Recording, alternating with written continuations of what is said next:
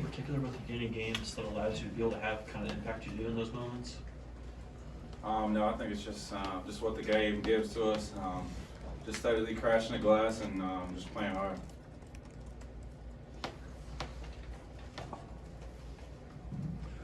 Coleman, just what happened in that 11-0 run Nebraska did to kind of force that game into overtime? What did you see there?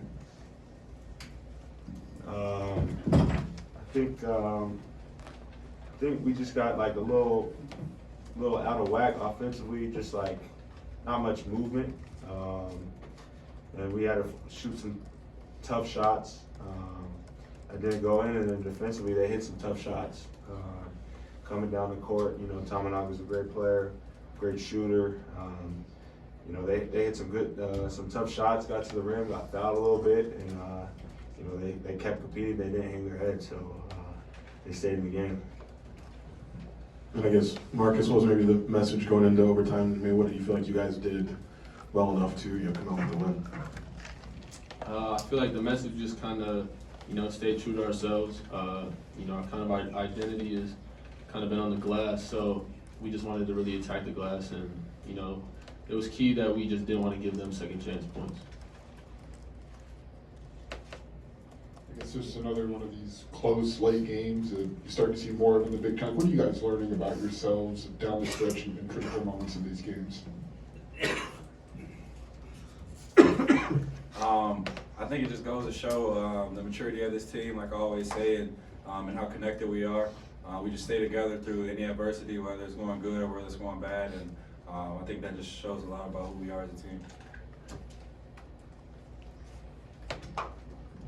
Yes, Coleman, just kind of know you watch a lot of NBA basketball. Like Fred Hoiberg talked about, the offense you guys are running is just like straight NBA stuff. Why are you guys able to have success with that? And do you see kind of a similar structure there? I think just because of the spacing we have, you know, we space out shooters, and then we kind of pick up on a matchup that we like.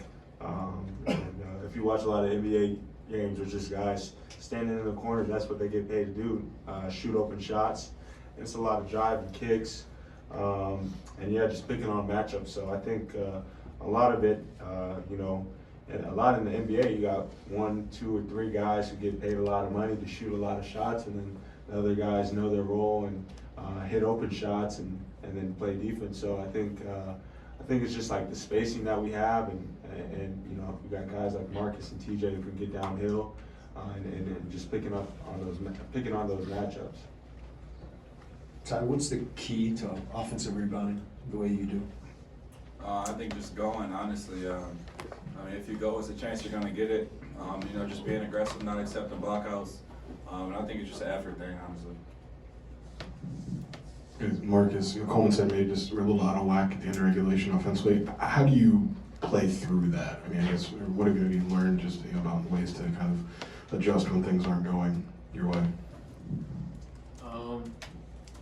I think when you kind of feel out of whack, it's just important to just try to put together one good possession. You know, I think just getting the ball, switching sides of the court 3, 4 times, and just everybody touching it, and then, you know, once they get in rotation, I mean, that's a team that gets in rotation a lot, so we just kind of have to get in rotation one time, then just keep the ball moving and play off, but we just can't let it stick.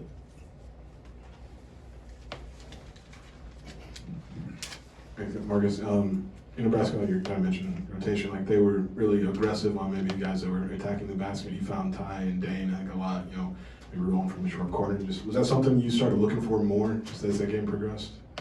Yeah, we knew coming into it that's kind of how they would guard. They were really loaded up. Like if we had the ball on the wing, the help side was on the ball side block, so they're just super loaded up. So it's kind of, if you beat your man, the next guy's right there. So we know that we're probably not getting to the rim, and there's guys that are going to be open, so you just got to make the right play. Coleman, what was behind, you guys came out really strong in the second half. What was behind the initial surge there?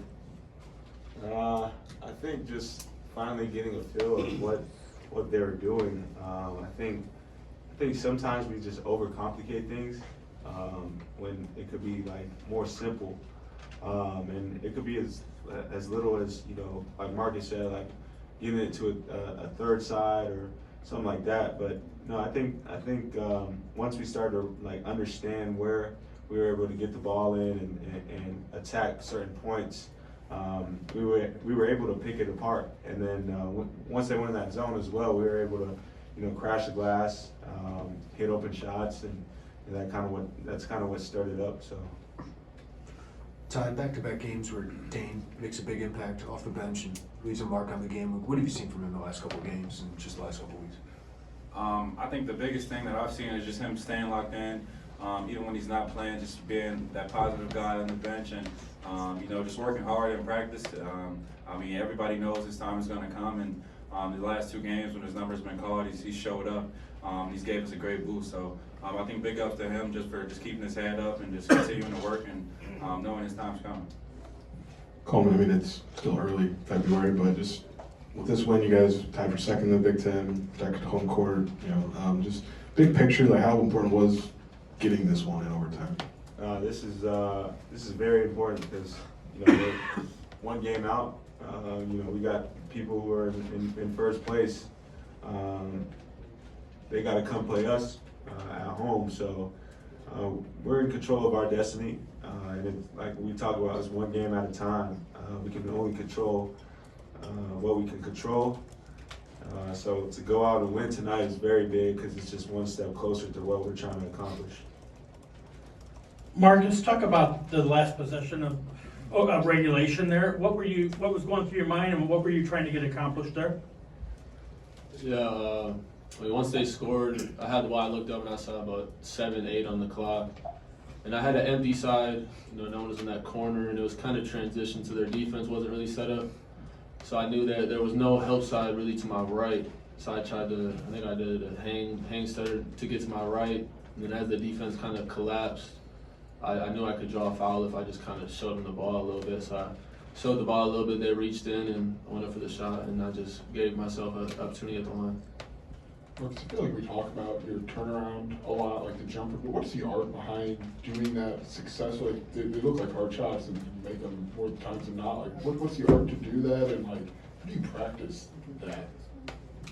I mean, it's stuff I work on every day. You know, I kind of have a set routine I do every day with some of that stuff sprinkled in. So it's stuff I do every day. And once I got really comfortable with it, you know, it's kind of like when I shoot it in a game, I feel like it's wide open, and then when I watch the film, it's like, wow, that was kind of contested. So it's like once you get comfortable, I don't really see the contest much anymore. So it's just I kind of got that feel from putting in the work. Coleman, on your matchup with Mass, did you kind of feel defensively that if I make him put it on the floor, I win? You know, and if I run him off the 3-point line, I win that matchup? Yeah, I mean, I think just pressuring the ball and not letting him be comfortable. You know, a lot of the 5s in this league just stand in the paint and let you do what you do because they can't really defend out there. So I thought, you know, just crawl up in him, pressure him, not make him comfortable. You know, 6'9", kind of slow-footed, just pressure him a little bit. And no, I mean, later in the game, we went to our late switch plan, which I thought was very good for us. I think we could have went to it a little bit earlier because, you know, those pick and pop threes, it's hard for anyone to get back to that long closeout after stopping the ball and then trying to get back to the shooter. But no, it's definitely just trying to run them off the line, make them deck it, and then not make them comfortable facilitating.